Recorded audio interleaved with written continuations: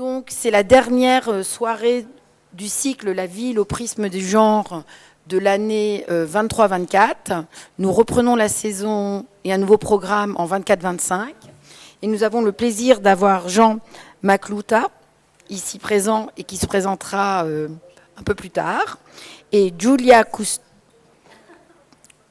Custodi, excusez-moi que je ne vais pas faire d'erreur, qui se présentera aussi très vite.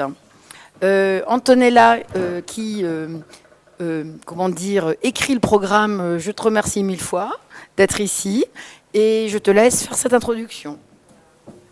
Alors, merci beaucoup d'être là, merci à Fiona, puis merci, je le dis parce qu'effectivement, on arrive à la fin de notre 3e année de programmation, donc c'est un moment important.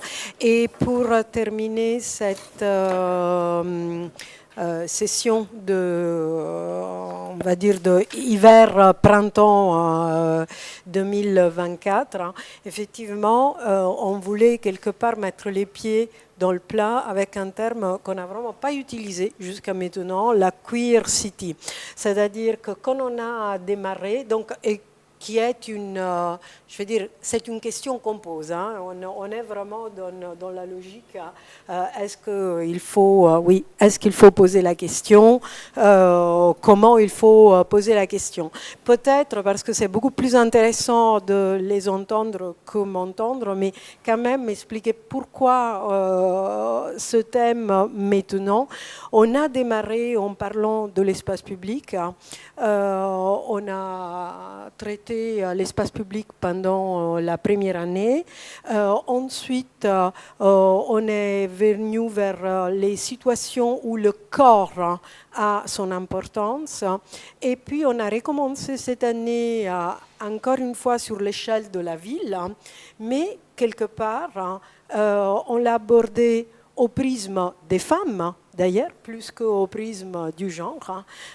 Donc, on se demandait si finalement parler maintenant, pour terminer, de queer n'était pas la manière, d'une part, de sortir finalement d'une sorte de dualité qui serait celle qui existe, hein, de l'espace pensé par les hommes pour les hommes, et de l'opposé qui est effectivement le regard féminin, et donc poser la question de comment cet espace se construit si on ouvre effectivement à la question queer, qu'on n'a vraiment pas abordée pour le moment. Et puis, il y avait aussi une autre chose qui nous intéressait, c'était finalement la présence des corps dans la ville, parce qu'on l'avait vu simplement par le biais des artistes, donc des performances, donc quelque chose d'exceptionnel, alors qu'on se posait la question de peut-on aborder cette question en étant dans une forme d'ordinaire qui n'est pas un ordinaire qui cache, mais qui donne plutôt la possibilité de s'exprimer. Est-ce qu'on peut le faire? Est-ce qu'il y a des risques? Est-ce que ça vaut la peine, plus simplement, même sans question du risque? Et donc là s'ouvre une petite porte qui sort finalement de l'urbanisme, de la norme et tout ça, et qui va vers des formes militantes. Et on avait peut-être envie de terminer ce 3e cycle avec ça, en sachant qu'effectivement c'est plutôt une carte blanche qui était donnée, parce que je pense que sur le sujet, peut-être des discours tout construits et déjà faits n'existent pas, mais les discours se construisent avec les expériences, les observations, les questionnements. Et donc c'était vraiment peut-être une séance qui permet d'initier un nouveau cycle qui sera, lui, spécifique sur le queer. Voilà. C'est juste une petite entrée. Et ça serait trop bien, voilà, ça serait trop bien, effectivement. Et du coup, je passe, peut-être on fera une bibliographie qu'on mettra, peut-être c'est le projet qu'on va se donner de capitaliser avec un site dans lequel il y aura à la fois toutes les vidéos qui sont intéressantes, plus les petites bibliographies qu'on avait. Et par contre, là, on profite vraiment, comme d'habitude, les 2 interventions l'une après l'autre pour laisser après le temps de poser les questions sans interrompre. Et donc, Giulia Custodi, architecte, docteur, aujourd'hui, tu vas peut-être le dire, en poste à la mairie de Paris, donc qui vit questions de politique publique au quotidien, dans leur application, et puis cette question du genre, hein, parce que c'était son travail de thèse. Hein. Donc peut-être on commence avec Julia. D'accord. Si tu veux bien, merci. Ça marche? Vous m'entendez? Eh bien, très bien. Merci beaucoup Antonella et Fiona de nous accueillir ici, de m'avoir invité. Alors, je ne sais pas si je dois... ouais, ok. Et bon, du coup, je me présente effectivement un petit peu plus Bon, j'aime beaucoup toujours cet exercice d'essayer de se présenter parce que à chaque fois c'est différent. Donc moi, effectivement, j'ai fait des études d'architecture, en urbanisme à Rome. Ensuite, j'ai littéralement dérivé pour de l'art urbain, pour des installations, des performances dans l'espace public. Ensuite, j'ai fait une thèse et aujourd'hui, effectivement, je travaille pour la ville de Paris à la direction de la transition écologique. Et aujourd'hui, je vous parle un peu plus des aspects liés à ma thèse, mais pendant la soutenance, hein, je le dis ici, merci de m'avoir donné cette occasion de pouvoir y revenir dessus, parce que j'aurais aimé pouvoir parler un peu plus avec le cœur, avec les émotions, avec l'intuition, que parfois la distance et le recul scientifique qui est un peu imposé dans le modèle universitaire m'ont quelque peu, si je puis le dire, ennuyé. Je rêve d'une science qui est un peu plus humaine et qui sache intégrer le récit intime et émotionnel. Et je pense que ça, c'est une approche vraiment plus féministe et queer. C'est bon ? Suivante.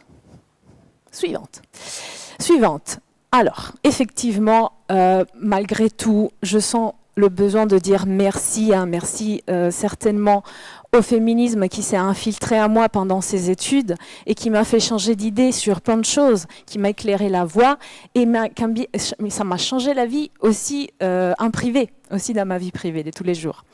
Le plus grand enseignement que je garderai, c'est cette prise de conscience. Je ne sais pas si... Voilà, que j'ai essayé de... Est-ce que... Ouais, voilà. Donc, en fait, avec cette image d'une des premières dérives que j'ai fait, dans lesquelles ça s'ouvre un peu la voie sur cette prise de conscience hein, du féminisme que le féminisme a apporté. J'ai bien sûr utilisé des méthodes scientifiques en prenant du recul vis-à-vis de ce sujet qui me tient à cœur quand même. J'ai appris à essayer pendant la thèse de dissocier l'émotionnel de mes observations.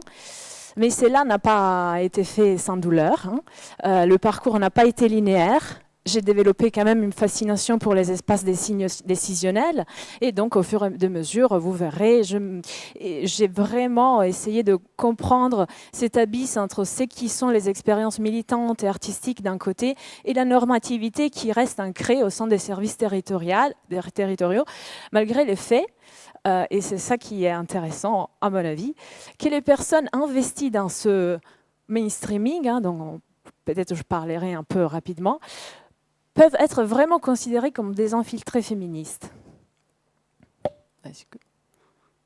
Oh, voilà, super. Donc ma thèse s'intitule Architecture urbaine, gender mainstreaming et impact du féminisme. Et là, j'ai... Voilà. Ah, il manque une partie. Bon, manque la dernière partie parce que l'impact du féminisme, ça se voit pas. Mais en tout cas, ouais, c'est la moitié de la slide. Mais du coup, bon, c'est pas. Bon, il y a toute une partie qui est un peu cachée. En tout cas, voilà, je continue. Entre-temps, c'est pas si grave. Pardon, désolé, ça m'a perturbé. Donc, l'architecture urbaine, c'était mon cadre conceptuel, le gender mainstreaming, le cadre normatif, et l'impact du féminisme, c'est ce cadre épistémologique dans lequel je me suis située en tant que chercheuse et qui a été le prisme interprétatif à travers lequel j'ai analysé tout ça. Donc, ok. Donc, on a attends un tout petit peu. Disons, entre-temps, je continue à vous raconter, comme ça, après, les slides iront plus rapidement. Dans mes recherches, donc dans ma recherche de terrain, j'ai investigué principalement un terrain de projets de réqualification urbaine à Paris. Ce n'est pas dans la Méditerranée, enfin, c'est dans une nation méditerranéenne qui peut être un peu méditerranéenne, mais bon. Et ensuite, et ça, j'ai appelé ce type de projet de terrain architecture urbaine genrée, qui ont été influencés par... Ah bah super, qui ont été influencés donc... si, mais je dois aller sur ça. Désolée, voilà. Voilà, par les politiques publiques genrées, qui sont un peu les plans, la planification, tout ce qui est normatif et réglementaire et qui, d'une certaine manière, guide les projets d'architecture et d'urbanisme. Et de l'autre côté, un peu comme contrebalance, des actions de militance urbaine genrée qui sont justement cette contrebalance. Ça se revoit aussi dans les entretiens que j'ai menés. Et l'idée, c'est que donc, les 3 axes thématiques, donc les politiques publiques genrées, elles influencent de manière normative l'architecture urbaine genrée, et la militance urbaine genrée a cette influence critique sur la conception de l'architecture urbaine genrée. Moi, dans ma thèse, je me suis intéressée plus précisément au projet d'architecture urbaine genrée. Moi, je voulais vraiment voir si l'impact du féminisme et prendre en compte ces questions de genre pouvaient changer la façon dans laquelle on conçoit même un trottoir, par exemple. Est-ce que ça change ? Aujourd'hui, je vous en parlerai un tout petit peu moins de ces résultats. Peut-être on pourra en discuter après si ça vous intéresse. Mais je voulais plus vous parler des aspects liés à la militance urbaine genrée. Donc là, je vais je passe rapidement sur ça. Sur la militance urbaine genrée, en effet, j'ai mis l'accent sur l'outil de la marche comme une action de revendication politique et j'ai utilisé cette méthode de participation observante. J'ai organisé moi-même et participé à des événements militants. Là, maintenant, vous voyez une des images d'une des marches queer, des dérives queer qu'on a fait lors de mes recherches, lors d'une conférence qui s'appelait Espace sexuel genré queer à l'Université de la Villette, qu'on avait fait en 2017.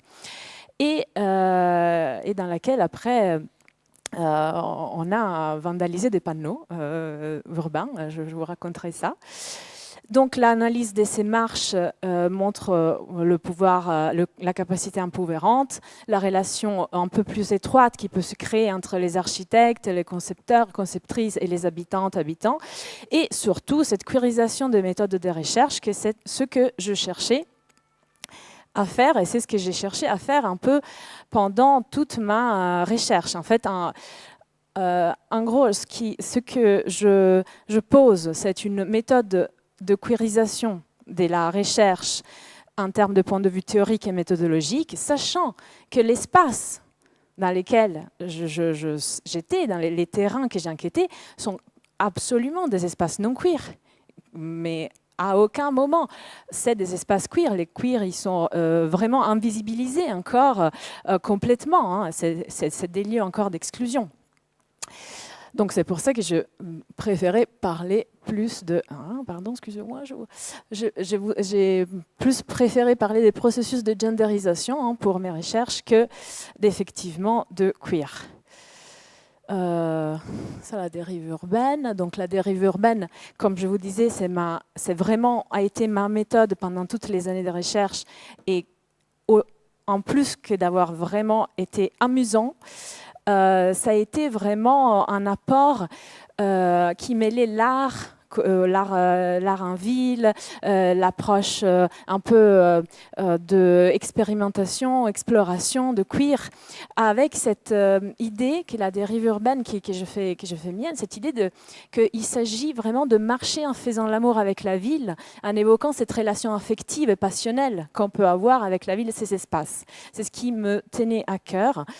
Voilà, donc ensuite, une des actions qu'on peut dire des queer en ville, c'est des actions dissidentes. Donc, par exemple, parmi les dérives, on est allé voir ces projets qui s'appellent les projets Réinventons nos places, qui étaient des 7 places parisiennes. À Bastille, il y avait effectivement... tous les projets devaient avoir des analyses genrées. Mais tous les projets n'ont pas été assez précis ou assez profonds dans leur analyse. Là, par exemple, on va voir toutes les simplifications, la manière superficielle dans laquelle on a appréhende ce sujet, donc l'absence d'écriture inclusive, la stéréotypisation des rôles sociaux attribués aux femmes et aux hommes, etc. Donc voilà, en plus qu'être voilà, d'impact, ça nous a vraiment amusé d'écrire tout ça sur les panneaux de la ville. Peut-être aujourd'hui, je ne devrais pas le dire. Ce que j'ai trouvé un peu comme résultat de manière générale dans mes recherches, c'est, à part le cadre incomplet, effectivement la marche à pied, que ce soit la dérive dans mon cas comme approche de recherche, ou alors aussi la marche comme marche exploratoire, la marche comme exploration effectivement de la ville. Il y a la rencontre, il y a l'écoute avec les habitants et les habitants, et il y a toute cette notion, ce vocabulaire du care, cette idée de prendre soin de l'espace, des habitants, cette douceur en fait, pour mettre vraiment de la douceur dans la ville. Et là, aussi un exemple qui je trouve un peu réussi par rapport à l'autre que je vous ai montré, à Place du Panthéon, ces types d'installations de mobilier urbain qui est queer dans le sens qui est bizarre, hein, non, pas dans le sens LGBT, mais dans le sens qui permet au corps de s'asseoir, peut-être aussi de manière moins encadrée, hein, moins formelle, moins traditionnelle. Donc, ou alors, pareil aussi, le fait de réattribuer d'une manière symbolique les noms de rues, c'est quelque chose de très, très important. On va voir. Bien sûr, c'est obligatoire hein, de rappeler les risques aussi idéologiques parce que tous les féminismes ne s'équivalent pas et c'est très très différent. Dire gender mainstreaming et étude des genres, c'est vraiment pas la même chose, même si grâce au gender mainstreaming et grâce au fait qu'il y ait des politiques volontaristes et des normes qui s'incrustent dans l'espace, il peut y avoir des personnes qui travaillent sur ces sujets, mais il faut quand même toujours garder un peu l'attention, haute la garde. Alors, ça, voilà. Ça, je passe vite. Alors, sur les perspectives, effectivement, que je n'ai pas vraiment touché dans ma thèse, il y a bien sûr la relation entre genre et queer d'une manière un peu plus formelle et esthétique. Aussi, c'est quelque chose qui m'aurait vraiment intéressé plus faire, mais que... Bon, je me suis lancée dans les politiques urbaines, donc voilà, c'était pas faisable. Mais je me suis toujours intéressée à comment on se rapporte à une pratique queer de l'espace et comment on performe la dissidence de genre dans la vie de tous les jours. Parce que toute la dissidence esthétique, c'est aussi politique. Et moi, je fais vraiment la différence entre être queer dans un espace et un espace queer en soi. Donc, par exemple, là, on peut avoir c'est à Los Angeles, mais c'est des lieux, ça existe des lieux afin que la communauté queer, la communauté puisse trouver des espaces pour s'y sentir bien. Et en même temps, ça n'empêche que ce n'est pas un espace queer.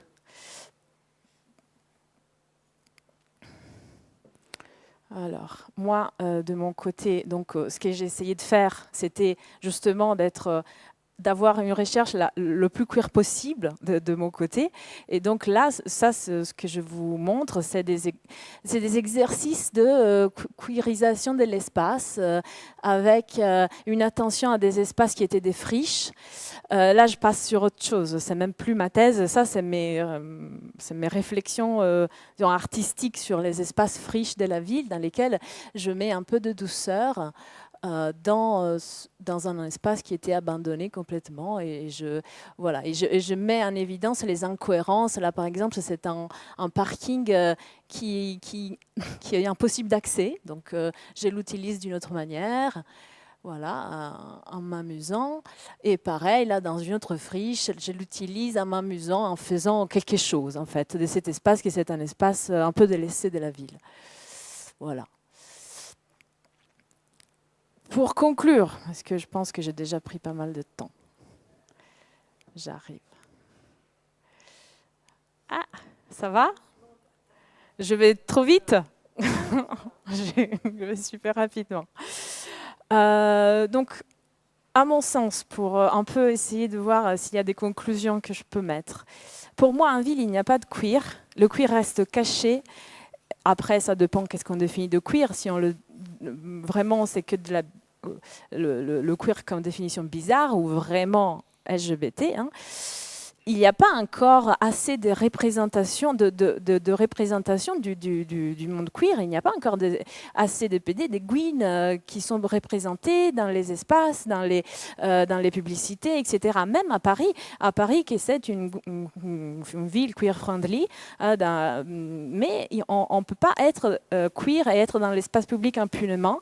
Il y a toujours un prix à payer, dans le sens que pour se retrouver entre elles, ils vont littéralement payer pour avoir des espaces dédiés, cachés. Hein, ça existe. À Paris, il suffit une recherche Internet très rapide pour trouver des espaces qui sont cachés, accessibles seulement à les initiés, mais qui sont des espaces de confiance, de bienveillance, de consentement, des espaces magnifiques. Mais c'est caché. Voilà. Mais en ville, aujourd'hui, en vrai, je pense qu'en ville, malheureusement, je pense que même ça, même une personne qui se permet de s'habiller de manière si colorée, ça pourrait être défini d'une certaine manière queer, parce qu'en ville, il y a une grande forme d'autocensure. Personne ne laisse libre cours à l'expression de son corps, personne. C'est fort dommage, hein, mais on connaît les détracteurs. Ils diront toujours qu'il y a un risque, un danger. Imaginons qu'est-ce que ça pourrait faire si tout le monde pouvait se mettre à danser d'un moment à l'autre, à chanter à sa propre guise dans l'espace urbain. Un risque pour le contrôle social, bien sûr. Donc voilà, moi je pense qu'on peut essayer d'avoir une ville féministe. Je crois par contre qu'une ville queer ne peut exister à proprement parler. Il y aura toujours une fragmentation, des espaces étant morcelés et à la marge. Mais la chose la plus queer que j'ai vue et que j'ai pratiquée dans l'espace, vraiment, c'est la danse libre urbaine, de laquelle je vous montrerai, pour finir un peu poétiquement, cette présentation. Merci.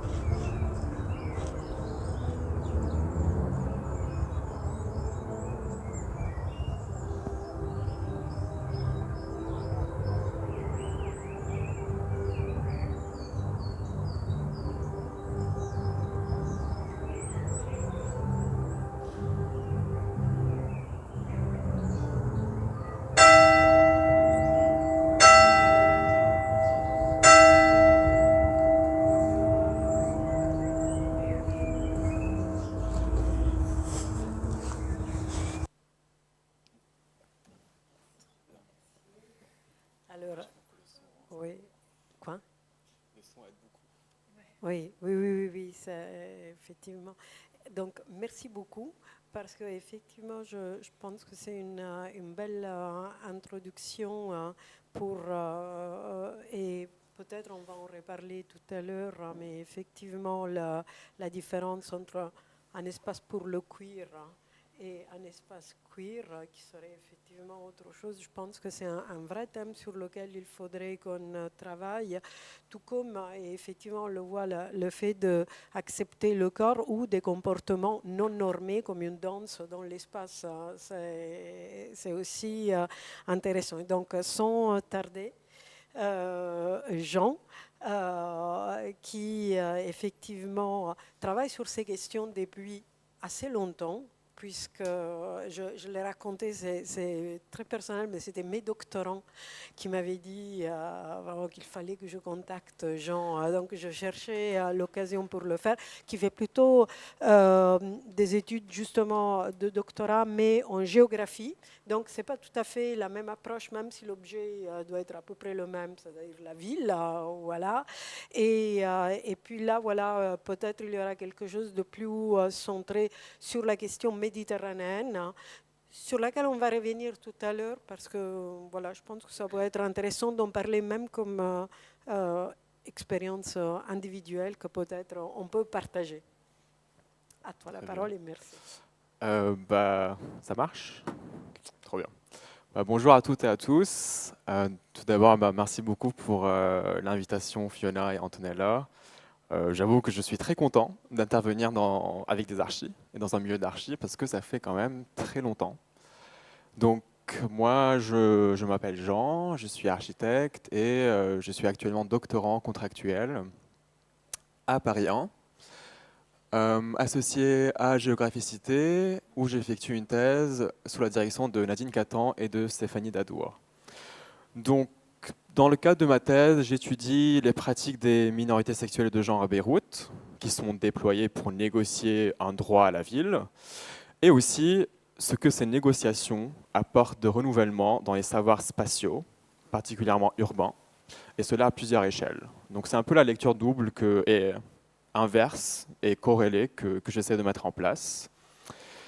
Mais pour aujourd'hui, j'ai choisi de vous présenter, enfin plutôt que de m'étaler sur ma thèse, j'ai choisi de vous présenter plutôt 4 postures de recherche et 4 méthodes qui viennent en appui. Est-ce que ça marche? Voilà. Et 4 méthodes qui viennent en appui, qui peuvent servir comme élément de discussion et d'échange pour la suite. Bon, évidemment, vous allez entrevoir certains résultats, enfin des éléments de résultats, mais comme je suis en phase de rédaction, et ce que je disais à Julia il y a quelques minutes, je préfère un peu m'abstenir de trop dévoiler de choses parce que les analyses peuvent encore changer. Et comme c'est filmé, comme c'est devant un public, je préfère ne pas trop m'arrêter sur les résultats et vous donner quelques pistes de réflexion. Et peut-être on pourra se retrouver l'année prochaine quand j'aurai soutenu ma thèse, ou en tout cas fini la rédaction. Donc, concernant les 4 postures, c'est l'inverse. La première posture concerne tout d'abord d'étudier l'urbain par des pratiques minoritaires. Donc, c'est une première posture que j'assume pleinement, avec un intérêt principal de passer par les pratiques minoritaires pour étudier la ville, parce que l'intérêt est de mettre en lumière des rapports de pouvoir qui sont souvent invisibles ou invisibilisés, mais qui pourtant ont le potentiel d'altérer notre compréhension de la ville à différentes échelles et à différents degrés d'analyse. Et d'ailleurs, nombreux sont les travaux sur Beyrouth ou ailleurs qui soulignent l'apport considérable des populations minoritaires à repenser la structure et le fonctionnement de la ville. Voilà quelques références. Mais pour rester sur le contexte libanais, les études minoritaires se concentrent presque exclusivement sur les populations migratoires, et à juste raison. Mais Beyrouth m'a semblé un terrain privilégié pour explorer d'autres populations, et notamment les minorités sexuelles de genre, parce que leur statut est instable, est très changeant. Tantôt, il est prometteur, d'autres fois, il est désespérant. Et je m'intéressais à comprendre comment les pratiques de cette population s'adaptent à ce contexte changeant et qui paraît très compliqué et complexe à décrypter. Donc pour parler un peu du contexte au Liban vis-à-vis des minorités sexuelles de genre, cette population fait face à une double injection dans l'espace de la ville, enfin dans le pays, hein, pas que dans la ville, sur le plan social et juridique. Et ces deux injonctions se manifestent par des rappels à l'ordre dans l'espace urbain. Donc, d'un côté, on a un fort contrôle social et familial envers toute non-conformité aux normes qui sont hétérosexuelles et cisgenres, qui exposent cette population à des violences, qu'elles soient verbales, morales, physiques, dans les espaces de la ville, des espaces qui soient privés au public. Est-ce qu'il y a vraiment une division entre les deux? Et la deuxième injonction concerne l'article 534 du Code pénal libanais, instauré en 1943 sous le mandat français, qui punit jusqu'à 1 an de prison les, et je cite, relations sexuelles contre nature, je ferme les guillemets, qui sont définis selon des critères sociaux comme, et culturels, hein, comme des actes sexuels qui ne sont pas reproductifs. Et donc, ça cible principalement les relations entre deux personnes de même sexe. En tout cas, c'est la manière dont c'est entendu par la population en général et les autorités. Et bien que cette loi cible principalement les sexualités qui sont non normatives, elle est aussi utilisée pour réprimer les individus les plus vulnérables, sachant ceux et celles qui ont une expression de genre qui est non binaire, c'est-à-dire qui n'est pas conforme aux critères binaires du masculin et du féminin. Mais malgré ces injonctions, est-ce que je suis toujours ici? Oui. Alors, malgré ces injonctions, certaines études en sciences sociales, et surtout en sciences sociales, principalement en sociologie et anthropologie, révèlent des pratiques possibles de cette population à Beyrouth, qui sont indicatives quand même d'une certaine marge de manœuvre dans l'espace et à travers l'espace. Cependant, l'espace manque crucialement dans ces travaux, qui finalement renseignent peu de choses sur la ville, sa structure, sa composition et les logiques qui la sous-tendent. Enfin, ces travaux qui sont par ailleurs excellents, et c'est pas moi qui va vous le dire, décrivent vraiment ou analysent vraiment les identités queer dans la ville, mais pas vraiment, ils n'adressent pas vraiment à la question spatiale. Enfin, l'espace est vraiment en arrière-plan, et on ne le perçoit pas vraiment à travers, par exemple, les travaux de Sofiane Merabet, de Rastan Moussaoubi, Jared McCormick, etc. Et donc c'est pour ça que ma recherche a l'ambition de se positionner explicitement comme une recherche qui est spatiale et qui a l'objectif d'expliquer la ville par des pratiques minoritaires et dans ce cas par des pratiques qui sont queer. Cela conduit par ailleurs à remettre en question deux clichés véhiculés. D'une part, les clichés un peu sensationnalistes des LGBT à Beyrouth, parce que non, être gay à Beyrouth n'est pas garanti pour tout le monde. Et d'autre part, remettre en question le cliché de la passivité, de l'absence de cette population sur cette rive droite de la Méditerranée. Parce que oui, il y a des normes qui sont contraignantes sur ce côté-là du globe, mais tout comme ailleurs, il n'y a rien d'exceptionnel. Mais en tout cas, il est force de reconnaître qu'il y a des tactiques contextuelles et situées qui sont déployées pour contourner, résister et voire transgresser ces normes en question. Donc voici ce qui concerne la première posture de recherche. La deuxième, c'est d'assumer l'approche queer de cette recherche. Donc queer, de quoi parle-t-on? Bon, c'est un terme polysémique. Et prend différents sens selon la discipline et le contexte. Et comme je m'inscris dans le domaine des sciences sociales ou la filière spatiale des sciences sociales, on peut vraiment le tourner comme on veut, et ça on peut en discuter parce que je trouve ça quand même assez intéressant, surtout d'un architecte chez les géographes et d'un géographe chez les architectes. Le terme queer il est compris dans cette recherche en lien avec une identité de genre et une orientation sexuelle qui est non normative. C'est-à-dire de comprendre comment l'espace est construit et négocié et traversé à travers ces deux critères qui sont le genre et la sexualité, mais pas exclusivement. Si le genre et la sexualité sont ici compris comme un point de départ, par lequel il devient possible de comprendre une position minoritaire et minorisée en société dans l'espace, ce point de départ est aussi croisé avec d'autres critères comme la classe sociale et la nationalité, qui en sont indissociables pour comprendre l'entièreté des pratiques en question, enfin les pratiques que j'étudie. Donc, vous l'avez bien compris, c'est une lecture qui est intersectionnelle, qui découle de l'approche queer qui m'amène à ma troisième posture de recherche qui défend une lecture de la ville par le genre et la sexualité. Donc, une lecture qui y est par les marges. Et là, je reprends un peu les termes de Bell Hooks. Et cette posture cherche à donner aux marges une place centrale dans les études urbaines. C'est une initiative qui d'ailleurs s'inscrit dans les travaux récents sur Beyrouth, j'invente rien de nouveau, autant dans la recherche francophone que anglophone. Donc cette lecture genrée et sexuelle de l'espace permet de mettre en lumière des rapports de pouvoir dans l'espace urbain, mais surtout des négociations qui en découlent. Il s'agit aussi de proposer une analyse de la ville, au-delà du confessionnalisme politique, qui quasiment domine toutes les études urbaines qui portent sur Beyrouth. Il s'agit en quelque sorte d'en finir avec cette idée que le confessionnalisme politique est un critère suffisant à lui-même pour comprendre la complexité de la ville, de cette ville en tout cas, et des vies qui se créent, qui se créent à travers ces espaces. Pour ma quatrième posture, j'assume une lecture du quotidien, une lecture de ce qui est très ordinaire, de ce qui est très banal, en lien évidemment avec la pensée spatiale d'Henri Lefebvre. Et cette lecture du quotidien me permet de comprendre les logiques sociales, économiques et politiques qui sous-tendent les pratiques de cette population.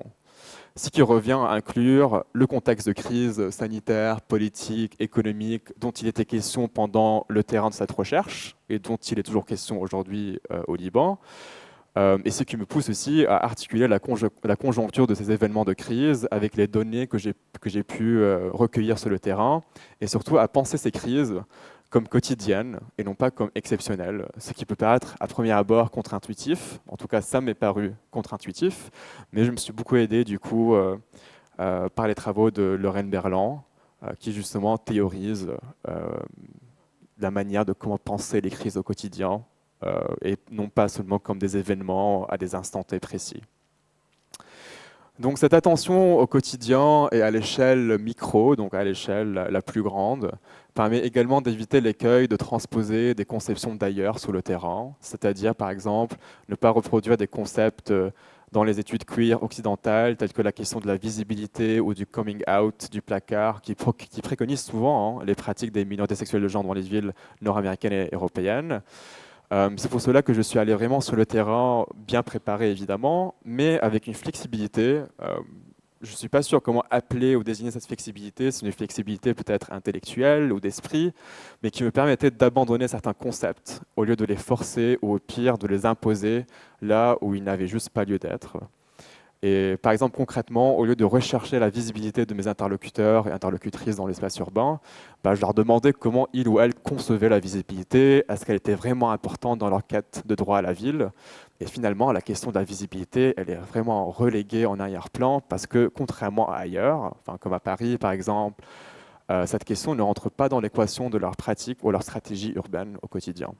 Elle peut rentrer dans une stratégie de manifestation ou protestation ou de pratique révolutionnaire, mais comme voilà, j'étais axé sur le quotidien, ça m'a vraiment permis d'ajuster en tout cas les concepts que j'étudiais.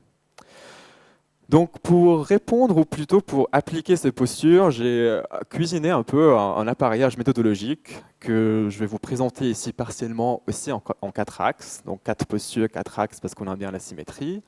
Donc tout d'abord, je commence par les temporalités du terrain, parce que déjà face à plusieurs crises, mon travail d'enquête sur le terrain a dû être coupé et réalisé en 3 parties, ce qui pose vraiment la question de la temporalité du terrain et qu'est-ce que faire un terrain. Est-ce que le terrain commence quand on est sur le terrain? Est-ce que ça se finit quand on part? Est-ce qu'il y a une continuité là-dedans? Mais en tout cas, j'ai réalisé un premier terrain entre avril et juin 2021. C'est un terrain qui était en ligne et qui a consisté à effectuer des entretiens par visioconférence et qui présentait un tas de difficultés, qu'elles soient techniques ou émotionnelles, parce qu'à l'époque, il y a eu des coupures d'électricité très récurrentes au Liban qui empêchaient les enquêtés d'avoir une connexion Wi-Fi stable et donc de réaliser des entretiens fluides ou des entretiens sans être entrecoupés. Et dit comme ça peut sembler anodin et même banal, mais ça impliquait vraiment que les entretiens qui initialement devaient durer 2 heures, les entretiens duraient 3-4 heures. Et il n'y avait plus la construction de l'idée ou de l'histoire ou du récit de vie qui avait lieu ou que j'arrivais à obtenir à cause de ces difficultés techniques. Et aussi la distance géographique, parce que j'étais en France quand j'ai fait ces entretiens par visioconférence, c'est le Covid, confinement, etc. Je ne pouvais pas voyager. Et le fait de faire les choses par visioconférence, ça a rappelé la distance entre moi, qui était en France, qui parlait avec un ou une enquêtée qui était au Liban. Et ça rendait la distance perceptible pendant l'entretien, ce qui creusait encore plus les écarts et les rapports de pouvoir entre moi qui étais enquêteur et eux qui étaient enquêtés. Un deuxième terrain a été réalisé entre janvier et juin 2022. Ce terrain était le plus conséquent et pendant lequel j'ai collecté la majorité de mes données. Et il s'est concrétisé par une immersion sur place qui représente ses propres difficultés matérielles et aussi émotionnelles, toujours en lien avec le contexte. Donc c'était en plein milieu de la crise économique et donc il y avait des pénuries de matières premières, comme jamais. Enfin, je viens de Beyrouth d'ailleurs, donc je connais très bien comment ça fonctionne.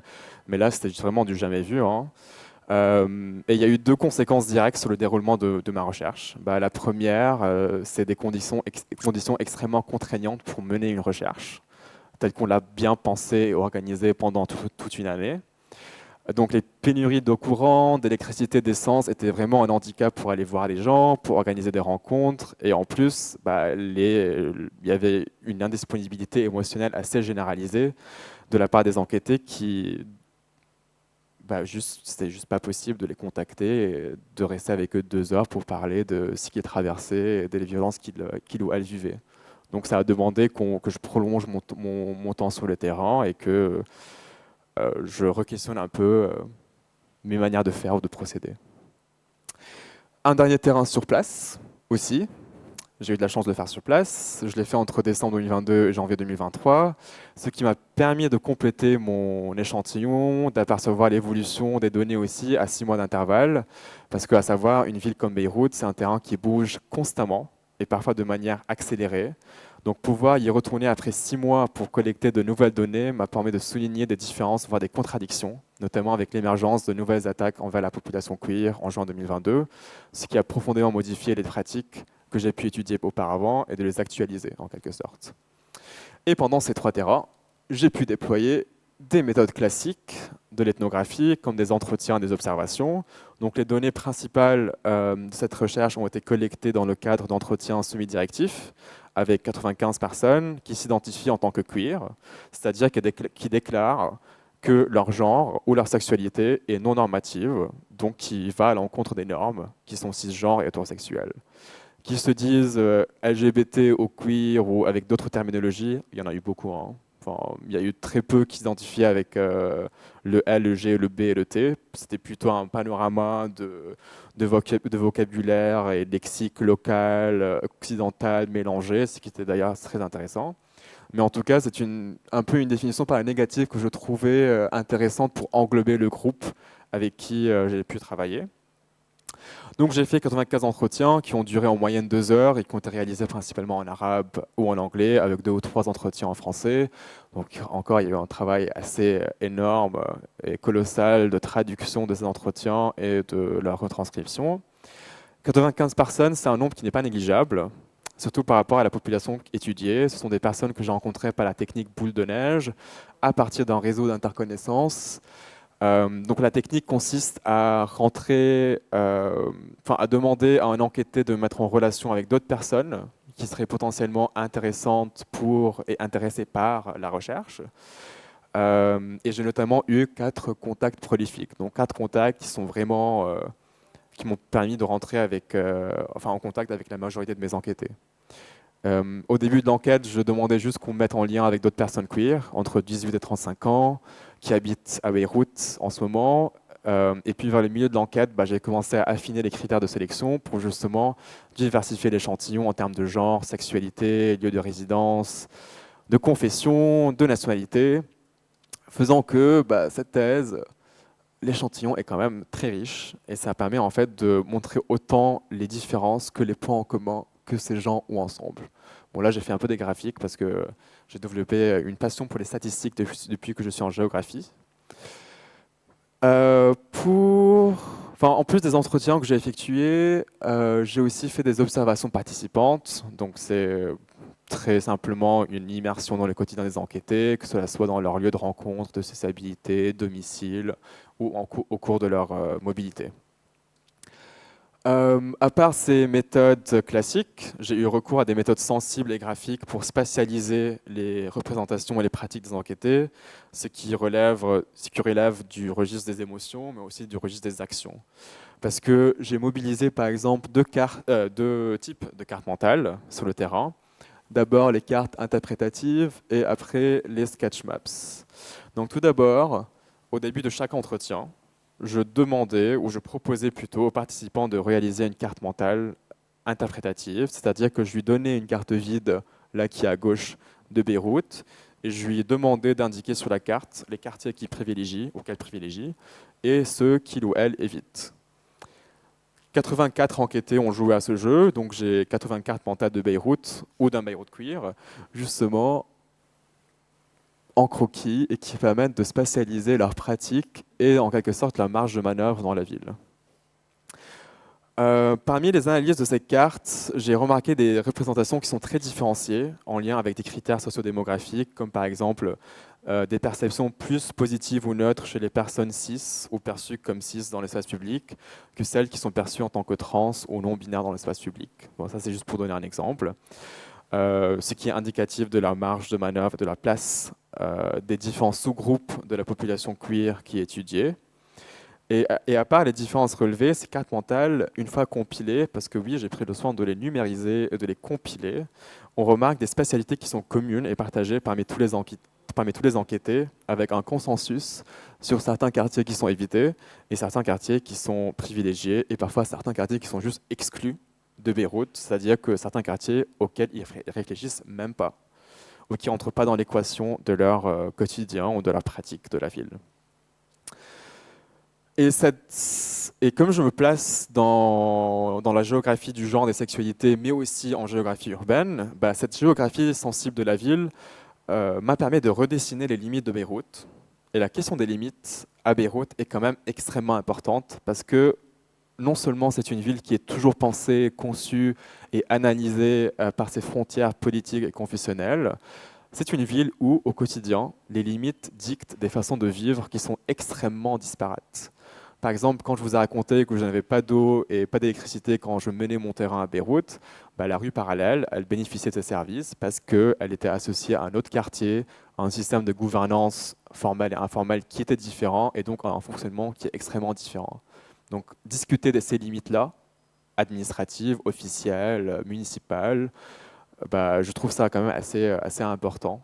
Ou en tout cas, c'est quand même un des résultats que j'obtiens à travers cette recherche. Donc ça, ce qui concerne les cartes interprétatives, alors qu'à un autre moment de l'entretien, les enquêtés ont aussi réalisé des cartes à main levée, ce qu'on appelle aussi des sketch maps, pour décrire leur mobilité dans la ville ou les spatialités contrariées ou privilégiées.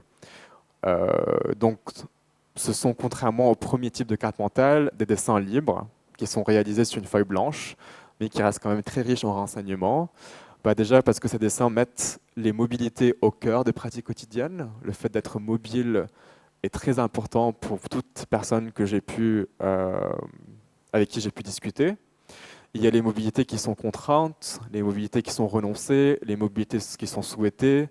Et à partir de ces dessins-là, j'ai pu constater pourquoi une rue était évitée, pourquoi l'autre était privilégiée, pourquoi ce quartier, on ne le traverse pas et pourquoi on privilégie un autre. Et c'était vraiment lié à des questions urbaines, comme par exemple l'éclairage de rue, les partis politiques qui dominaient, les habitants du quartier, est-ce que c'est des familles, est-ce que c'est des étrangers, est-ce que c'est des étudiants, etc. Donc c'est vraiment des renseignements sur les dispositifs urbains qui favorisent ou qui contraignent l'accès à la ville. Et parmi ces dispositifs, il y a par exemple des checkpoints, qui représente un processus de différenciation en ville pour les minorités sexuelles de genre, pas que, mais en tout cas, les checkpoints sont très redoutés, surtout par les personnes trans ou non-binaires qui n'ont pas les cartes d'identité qui correspondent à leur apparence physique ou performance. Ou au contraire, le fait d'avoir des bars ou des cafés alternatifs qui rassurent cette population dans des périmètres spécifiques de la ville. Pour le dernier outil spatial ou spatialisant, j'ai eu recours à des relevés habités ou des relevés ethno-architecturaux pour représenter la matérialité et la forme des lieux fréquentés par cette population. Plus précisément, l'intérêt de comprendre comment une architecture spécifique des lieux, un agencement spatial spécifique, une typologie spécifique peut favoriser à cette population-là de se retrouver en ville, de s'exprimer en ville, malgré les normes contraignantes auxquelles elles font face. Parce qu'en effet, les lieux fédérateurs que presque tout le monde mentionnait au cours des entretiens avaient tous les mêmes qualités spatiales et architecturales, qui se positionnent comme des vraies ressources en fait, pour négocier sa place en ville. Parce qu'à travers ces architectures, on peut négocier notre visibilité, on peut négocier notre retrait, on peut négocier qui est avec nous dans cet espace-là. Donc c'était vraiment intéressant, et en tout cas ça me tenait à cœur, en tant qu'architecte, de rentrer dans cette analyse fine de ces lieux-là et de comprendre leur composition géométrique ou leur composition en 3D. Et pour finir, la présentation et la partie méthodologie, à part l'aspect qualitatif, par les méthodes qualitatives de cette recherche, il y a quand même une partie quantitative qui émerge par la création d'une base de données à partir de ces 84 cartes mentales. Donc c'est une base de données qui me permet d'archiver la situation de cette population à un instant T et qui permet du coup de garder une trace d'une ville qui est mouvante, qui est en constante recomposition et d'un terrain qui est très rapidement modifié et qui reste parfois difficile à historiciser ou à saisir dans la durée. Donc ces cartes que je vous ai montrées tout à l'heure sont enregistrées avec toutes les informations de leurs auteurs, c'est-à-dire chaque carte est associée à un pseudonyme. Oui, ils sont quand même anonymisés, ne vous inquiétez pas, avec un âge, avec un genre, avec une classe sociale, une nationalité, ce qui permet de faire des traitements géographiques et statistiques assez intéressants par la suite. Et là, on comprend vraiment les différences qui existent, par exemple, entre les migrants syriens et les personnes libanaises dans la pratique de la ville, évidemment toujours croisées avec le genre et la sexualité. Et c'est vraiment une pratique d'archivage que je trouvais assez importante à intégrer dans le cadre de cette recherche. Après, il se pose la question de qui aura accès à cette base de données, mais par exemple, s'il y a une recherche qui se fait dans 10 ans, ce serait intéressant de comparer en fait, là où on était entre 2022 et 2023, et là où on est arrivé, est-ce que ça a régressé, est-ce que ça s'est amélioré. J'ose espérer que ça s'améliore, mais on ne sait-on jamais. Et c'est tout. Merci beaucoup. Merci beaucoup. Merci. Et puis, on va peut-être voir s'il y a des questions. Moi, j'ai... oui. Alors, parmi les autres questions, j'en ai une vraiment qui est explicative, donc je me prends le droit de la poser. C'est sur la manière de rédiger la carte, on va dire, sensible des lieux qu'on fréquente. Est-ce que c'était en fait fondé sur une sorte de ressenti vécu qui part d'une quelque part connaissance expérientielle, ou c'était plutôt lié à l'image qui était renvoyée par certains quartiers parce qu'effectivement il y a certaines communautés qui les habitent ou pas. Je me demandais vraiment quelle était quelque part la demande faite aux personnes qui faisaient la carte et comment ils la remplissaient. Et puis on laisse la parole à alors, en fait, la carte représente vraiment les perceptions de ces personnes-là. perception individuelle, le ressenti. Perception individuelle qui, à la fois, est basée sur leur expérience dans ces quartiers-là ou sur des informations soit médiatiques, soit de leur entourage. Par exemple, qui leur racontait que moi je suis allé là-bas, je me suis fait tabasser. Donc eux, ils n'y vont pas non plus parce qu'ils ont entendu ces histoires négatives et du coup, ils ont une perception négative de ces lieux-là. Donc ça peut être très bien des lieux où ils n'ont pas été. Et ça, je le clarifie dans le traitement des résultats, parce que notamment, il y a des quartiers qui sont stigmatisés parce qu'ils sont habités par une population pauvre, migrante, d'une certaine religion, d'un parti politique. Donc la perception reste négative, hein, mais c'est aussi intéressant de voir pourquoi elle est négative. Parce qu'à chaque fois qu'un enquêteur a réalisé la carte, je leur demandais de la commenter. Et c'est à travers ces commentaires que j'arrivais à entrevoir en fait qu'est-ce qui relevait de l'expérience, de ce qu'ils ou elles ont entendu des médias, de leurs parents, etc. et qui a influencé du coup leur perception de la ville. on va peut-être prendre des questions.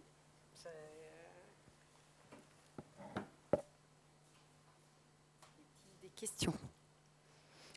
Moi, j'ai une question. Ouais. Ah mince.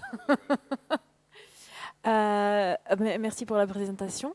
Je voulais savoir un peu plus d'approfondissement sur la question intersectionnelle que tu as évoquée et comment c'était donc ton échantillon d'enquêter, comment ça se positionne, genre en termes de richesse, classe sociale.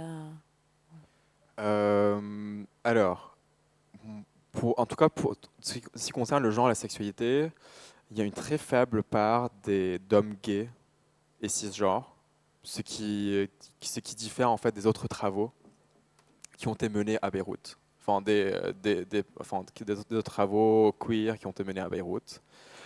J'ai plutôt des expériences de femmes, de personnes qui sont perçues dans l'espace public en tant que non conformes au genre féminin masculin, et de personnes trans, qu'elles soient passing ou pas.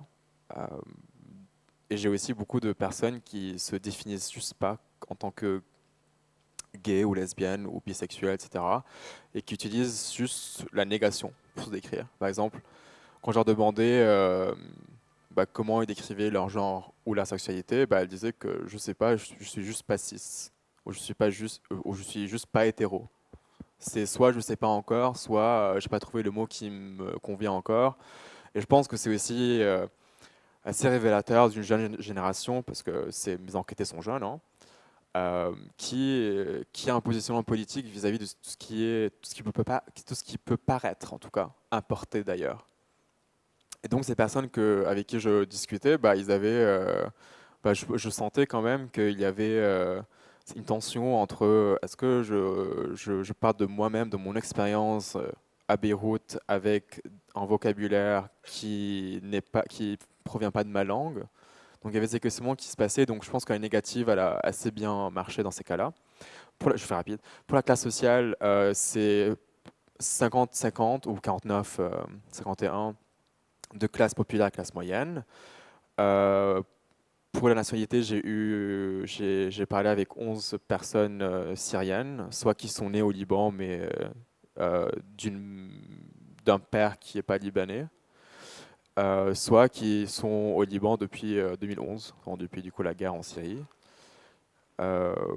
Et après, pour la confession, je ne sais plus, mais je pense que c'est divisé en trois, avec des chrétiens, des musulmans sunnites et des musulmans chiites. Et je finis. Et la deuxième partie de la question, c'était est-ce que en termes de donc classe sociale, il y avait des pratiques différentes, ouais, Oui. des lieux, ouais. Oui.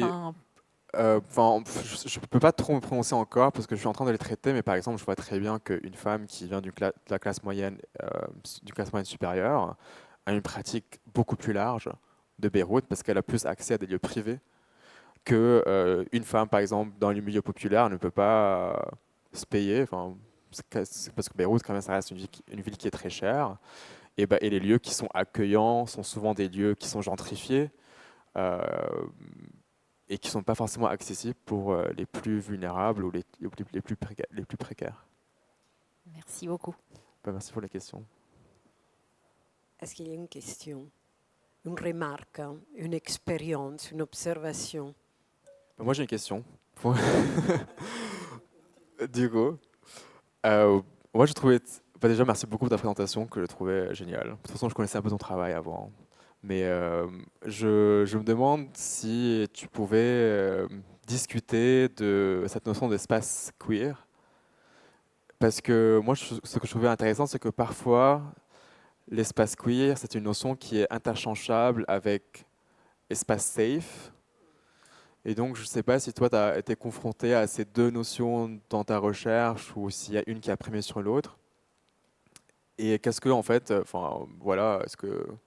On peut aussi ouvrir la discussion au public, hein, mais je trouvais que c'était un peu une question sur laquelle je coince souvent, où j'ai pas de réponse, parce que c'est très compliqué, quoi. C'est vrai que c'est compliqué et en effet, un espace queer safe, moi je l'entends comme un espace dans lequel on peut être queer et en sécurité, donc ne pas être dérangé, ne pas être attaqué, ne pas être insulté, ne pas être agressé, tout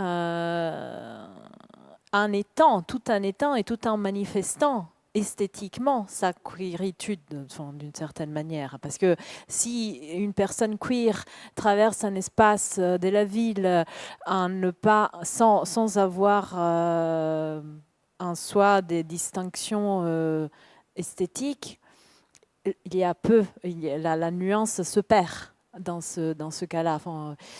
Moi, j'ai pas écrit sur ma tête. Je m'habille pas d'une manière qu'on me dit queer sur ma tête. Quand je femme, oui, mais ça, on peut pas le soupçonner. Et l'autre aspect, c'était effectivement queer en tant que espace queer. Safe space, ou l'autre espace queer. En fait, il y a aussi, justement, je reviens sur cette question esthétique qui m'a intéressée, parce qu'il y a pas mal d'architecture queer, il y a pas mal d'esthétique queer qu'on peut voir, par exemple, là, à la bibliothèque de la Cité de l'Architecture, on peut chercher, et il y a énormément de livres qui parlent de l'expérience queer dans l'espace aussi comme une pratique esthétique, comme carrément une pratique esthétique. Donc alors montrer cette manière alternative d'être, de se montrer, de s'habiller, et qui peut aussi porter parfois vers le pinkwashing, qui peut être considéré parfois comme une expression un peu farfelu, un peu je veux juste me montrer, mais voilà, là la limite entre les deux, elle est nuancée, elle est subtile en fait. Donc voilà, il y a effectivement plein de plans et j'ai absolument aucune réponse précise. Je termine après ça. Mais est-ce que un espace queer est forcément un espace qui est safe? Parce que dans le sens que je disais, ouais, après, ça dépend de qu'est-ce qu'on définit comme safe. Safe pour le fait d'être en tant que queer ou safe en général, parce qu'après, ça s'ouvre la question de qu'est-ce qu'est un espace safe au 100%, parce qu'il y a aussi des espaces privés dans lesquels on peut montrer, donc je pense à des espaces où la sexualité est permise et dans laquelle il y a une manière assez safe, assez consentante d'être en manière hétéro ou trans, ou alors parce qu'il y a aussi le queer hétéro, hein, ça existe aussi d'ailleurs. Et dans ces espaces-là, peut-être que le safe, l'espace safe au 100%, ça n'existe pas en fait en soi, parce que même dans ces types d'espaces, on peut être amené à subir des traumas, etc. Mais peut-être pas parce qu'on est queer. Oui, absolument. Pour d'autres raisons, mais oui, bien sûr.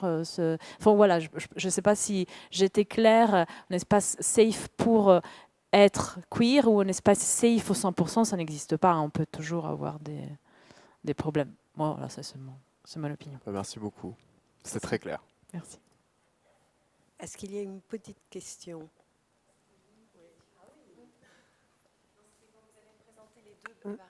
Les deux lieux, les deux bars, ou en tout cas où c'était plutôt queer friendly. Pardon. Les deux endroits qui étaient plutôt qui étaient présentés avec l'espace transitionnel. C'était le A ou le B, celui qui avait un espace transitionnel qui était plus grand, qui était mieux vécu. C'est celui-là? Oui. D'accord. Oui. Non, mais je ne savais pas, comme vous avez bien marqué les deux, mais je ne savais pas lequel, si c'était plutôt celui qui était en longueur ou si c'était celui qui était avec... Non, justement, c'est celui qui était en jaune. L'espace transitionnel est plus long et ça fait un peu un effet escargot. Et c'est très intéressant parce que mes enquêtés ne sont pas architectes, ne sont pas urbanistes, ils ne travaillent pas avec l'espace, mais elle me décrivait, à chaque fois qu'il ou elle pratiquait ce lieu, cet effet escargot aux spirales. Ils employaient le mot spirale, qu'ils expérimentaient dans le lieu et qui leur permettait de graduellement se débarrasser des normes de l'extérieur pour endosser les normes de l'intérieur, et à l'inverse de justement reprendre les normes de l'extérieur à chaque fois qu'ils sortaient du lieu, quoi. Et moi j'ai pratiqué ce lieu aussi, et c'est vraiment une pratique qui est très inconsciente parce que, et on sent en fait à quel point l'architecture telle qu'elle est pensée, enfin le lieu il a peut-être pas été choisi pour cet espace transitionnel, mais je pense que le lieu a duré quand même 11 ans à Beyrouth, ce qui est quand même extrêmement rare. Les lieux queer, ça ferme tous les ans, tous les 2 ans, parce que soit il y a plus de thunes, parce que c'est pas assez attractif, soit il n'y a pas quelque chose, enfin il n'y a pas un accord, une entente avec les autorités, parce que ça existe de, de donner de l'argent aux autorités pour qu'ils tournent le regard. Mais en tout cas, pour ce lieu-là, ça a duré 11 ans. Et moi, j'ai l'hypothèse, en tout cas, qui ne pourra être jamais confirmée, que c'est parce que son architecture permettait que quand on rentrait, qu'on n'était pas exposé et qu'on était vraiment safe physiquement de tout ce qui se passait à l'extérieur. Et quand on entrait, c'est-à-dire que les personnes qui n'étaient pas initiées à ce lieu, elles n'y allaient pas forcément, parce que mis à part l'architecture, ce lieu avait une position urbaine qui est assez intéressante, c'est qu'il n'était pas sur un axe principal, c'était sur un axe secondaire, piéton, et très peu fréquenté. Donc si on y allait, si on s'aventurait sur cette rue-là, c'était pas pour n'importe quoi, c'était pour aller à ce lieu-là, et pour aller à ce lieu-là, il fallait savoir qu'il existait. Donc il y a plusieurs trucs implicites que moi je lis à travers l'espace, mais peut-être que je tripe tout seul dans mon coin. Mais en tout cas, et pour l'instant, je désigne cet espace comme espace transitionnel, mais je ne sais pas si c'est le terme approprié ou pas. En tout cas, c'est vraiment un espace qui permet de concilier entre ce qui est public et interdit et ce qui est privé et permis. En tout cas, c'est ce que je me raconte à moi-même devant ma page Word.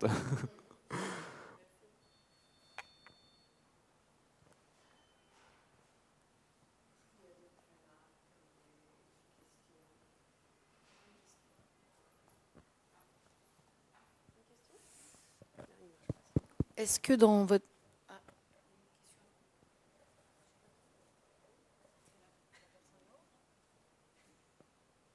On vous oblige. Dans les toilettes de vos bars, est-ce qu'ils étaient genrés ou pas genrés? Non.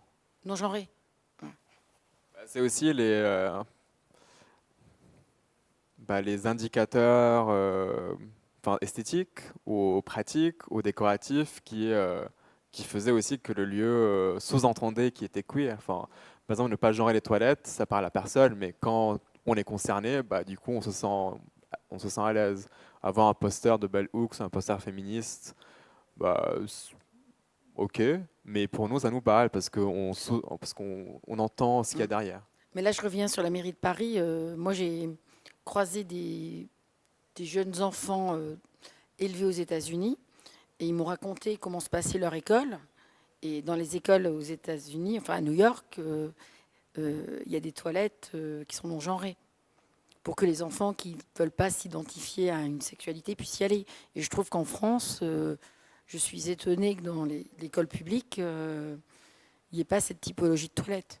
Et je trouve que c'est une des premières choses qu'on devrait faire dès l'école. C'est d'avoir peut-être de mettre en place des toilettes non genrées pour accepter les gens comme ils sont dès le plus jeune âge. Parce que je pense qu'il y a des choses à apprendre sur vos minorités, sur ces pratiques minoritaires. Il y a peut-être des choses que vous avez vues au Liban, des stratégies qui peuvent être intéressantes en tant qu'architecte à ramener en France, en fait. Je pense que oui. Enfin, oui. Je pense qu'il y a des choses que je vois c'est juste qui m'apprennent à quel point un mur, une porte, une fenêtre peut vraiment influencer même même les populations les plus vulnérables ou les populations minorisées dans les contextes les plus contraignants. C'est comme si le Liban, c'est le contexte le plus extrême vis-à-vis de la France, et c'est là où je mène mon étude. Mais du coup, il y a je pense, en tout cas, j'espère qu'il y a des connaissances qui peuvent être échangées, transformées, mais transposées, peut-être pas comme telles, mais quand même qui peuvent renseigner, ne serait-ce que l'importance de considérer ces populations-là quand on étudie la ville ou quand on conçoit la ville ou quand on la dessine. Parce que comme aussi je voulais présenter avec cette carte, cette compilation de cartes que j'ai montrée, ne serait-ce que la redéfinition des limites et des frontières de Beyrouth, je trouve que c'est tellement puissant de se dire que une population qu'on n'a pas étudiée, qu'on n'a pas envie d'étudier, qu'on trouve qu'elle est trop minoritaire, trop marginalisée, peut nous apprendre des choses qu'autrement on ne pourrait pas apprendre ou y avoir accès. Je m'aurais bien complété, je me permets de rebondir parce que moi, du coup, pour le coup, j'ai interviewé beaucoup d'architectes et beaucoup de personnes vraiment des espaces décisionnels. Et la chose qui venait le plus souvent, c'était quand même que l'espace et la conception est neutre. Cette neutralité de la conception revenait vraiment de mes entretiens avec les architectes et qui ne comprenaient pas vraiment pourquoi une porte ou un trottoir ou un mur pouvait être important d'un point de vue de genre. Donc moi, par exemple, dans mes entretiens, c'est pour ça que je ne parle pas trop d'observation participante, plus de participation observante, parce que en fait, je me suis retrouvée à à essayer de leur faire changer d'avis. Alors quelque chose dans la discussion, disons, ce qui naissait, c'est que je leur expliquais, etc., mon point de vue, les questions de genre, etc.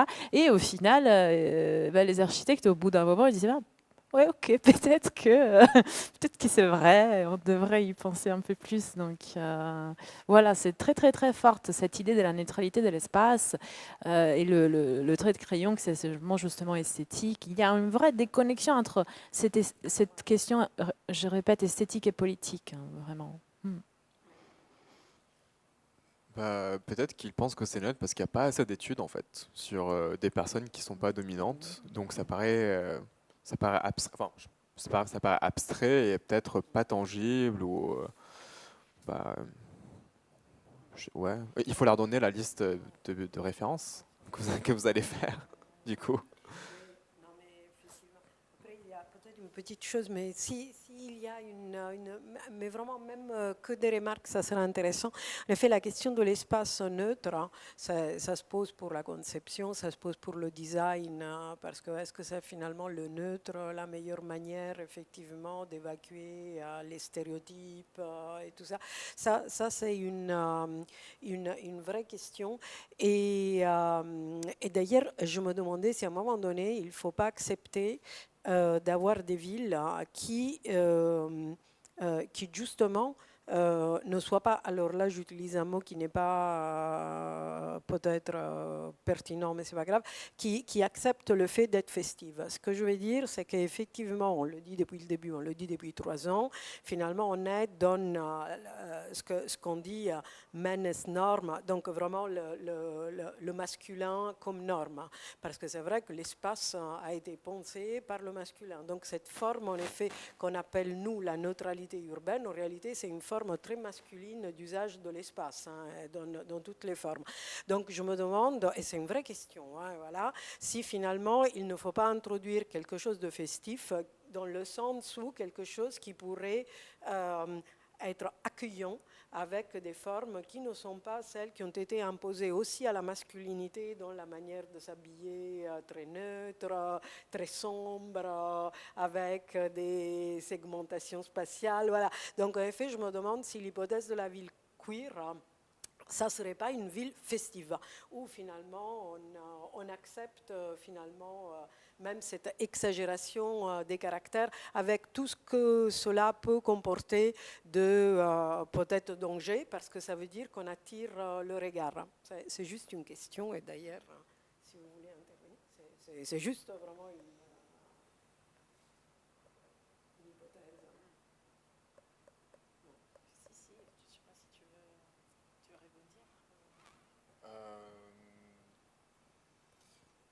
Bah, l'idée me plaît.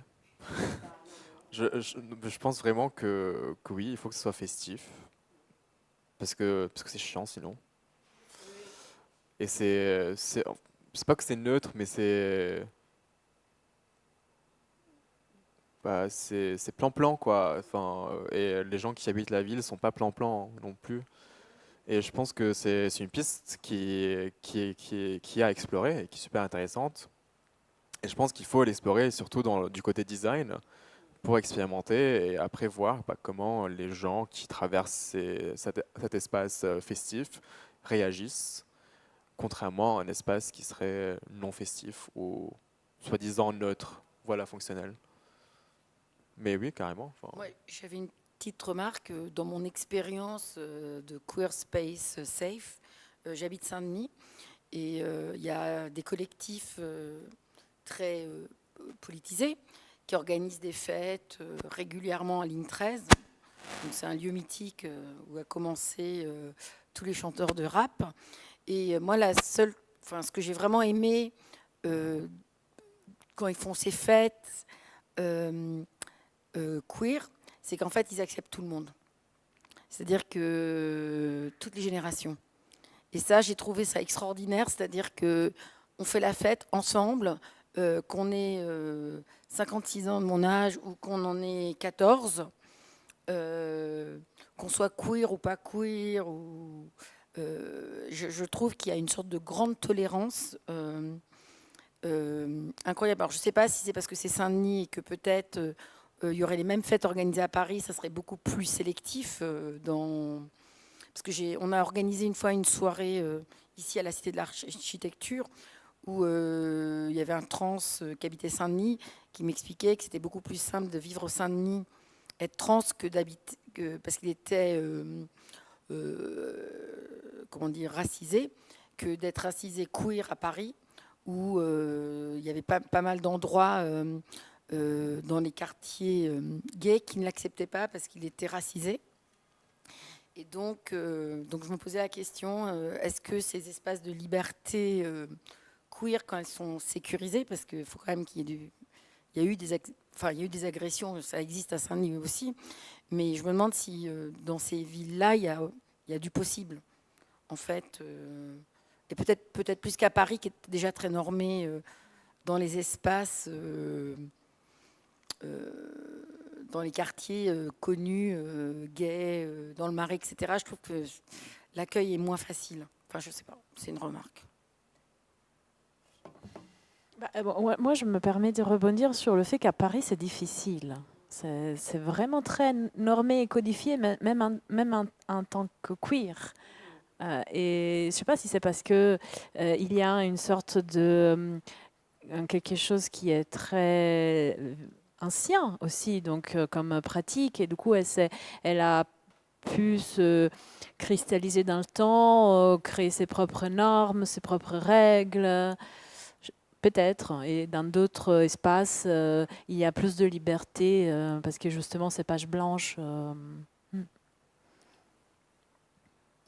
ouais, et, je trouve aussi que, enfin, il y a toujours cet imaginaire des banlieues d'être beaucoup plus violentes, beaucoup plus moins ouvertes d'esprit, moins accueillantes. Et bah, en fait, il y a des chercheurs qui disent non seulement qu'il y a un possible dans ces quartiers stigmatisés ou marginalisés, mais que c'est mieux parfois. Enfin, par exemple, pour les personnes qui sont racisées, qui ne sont pas accueillies à Paris, pour les personnes enfin, économiquement précaires, qui ne peuvent pas payer une entrée en boîte que de 20 euros, etc., etc., etc. Donc, enfin, il y a vraiment une. Enfin, je bosse pas là-dessus, mais j'ai des collègues qui bossent là-dessus et d'autres personnes qui font leur thèse là-dessus, et que c'est extrêmement fascinant. Et ça permet vraiment de remettre en question ces clichés que non seulement de la banlieue, mais aussi de l'homme issu de l'immigration qui serait sûrement ou certainement pas queer ou, ou s'il n'était pas accepté du coup dans ces endroits-là. J'ai un autre constat, parce qu'on travaille avec Antonella sur la question de la cabane. Et ben, il y a pas mal d'architectes anglais qui vraiment disent qu'ils font de l'architecture queer. Et oui, vraiment, ils le disent. Et pour l'instant, en France, je croise quand même beaucoup d'architectes. J'ai jamais entendu un architecte me dire, Fiona, je fais de l'architecture queer. Je pense que ça... Enfin, je sais pas toi si dans l'école, même moi j'enseigne en école d'archi, j'attends que mes étudiants me disent, Fiona, on va aller sur ces pistes-là. Quand j'ai l'impression que à Londres, en tout cas, ça fait déjà 10 ans qu'il y a des architectes qui se revendiquent faire de l'architecture queer. Bah, peut-être que c'est stigmatisant en France plus qu'à Londres. Enfin, à Paris plus qu'à Londres, pour ne pas dire la France, je sais pas. Moi, quand j'étais en archi, j'étais à Paris-Malaquais. Il y avait le diplôme de Maé. L'année où j'ai été diplômé, enfin, qui était super et qui revendiquait. Enfin, pour ceux qui connaissent pas Maé, il est architecte, tatoueur par ailleurs, mais il a fait un super projet sur les piscines queer et c'était très intéressant. Mais à part ça, je ne suis pas trop suivi aussi les travaux qui ont été faits en diplôme depuis. Ouais, moi aussi, je connais 2 ou 3 mémoires sur les architectures queer, sur les recherches queer, mais pas plus. Ouais.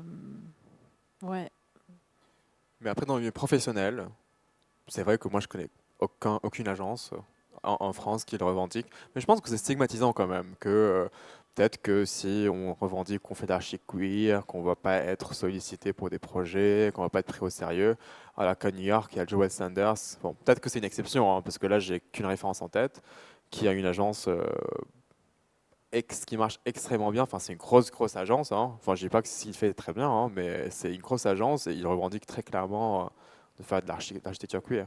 Enfin, il dit que ce projet est queer. Enfin, donc, bah après, ça dépend aussi des trajectoires de chacun, chacune, et des milieux dont ils viennent. Je sais pas. C'est dur d'être archi quand même. Enfin, d'avoir une pratique qui réussit, quoi. Enfin, qui marche.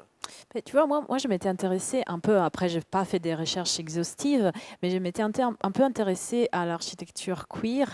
Et l'exemple que j'ai montré du centre LGBT de Los Angeles, qui est fait par des architectes queer, c'est un centre pour héberger les personnes queer, qui a une histoire de toute la communauté LGBT queer de Los Angeles depuis les années 80, qui était d'abord un tout petit lieu, donc ils sont très contents.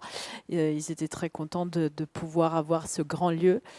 Mais en soi, ils ne disent pas que c'est une architecture queer. Hein. Soit c'est un lieu qui accueille les queers, mais voilà. Même quand on a eu Anne Labroye qui a fait la cité audacieuse, elle avait dit que c'était un espace particulièrement... oui, nous avons, je ne sais pas si quelqu'un était là, on a reçu l'architecte qui a conçu la cité audacieuse.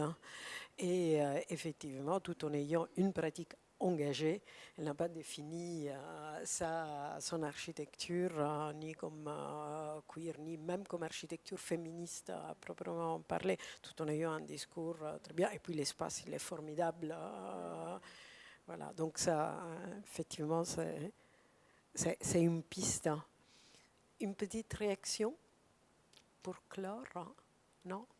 Non, là vraiment, on va peut-être... donc merci beaucoup à tous les deux. Merci à vous. Merci à vous. Merci, Non, Julia. non, merci beaucoup. Merci. Et puis, Fiona, Antonella. je te laisse finir. Donc, on reprogrammera un nouveau cycle pour 24-25. Et donc, et ensuite, on va capitaliser, on va mettre peut-être des bibliographies, des biographies, on va améliorer le site internet. Enfin, on va faire une page un peu plus riche.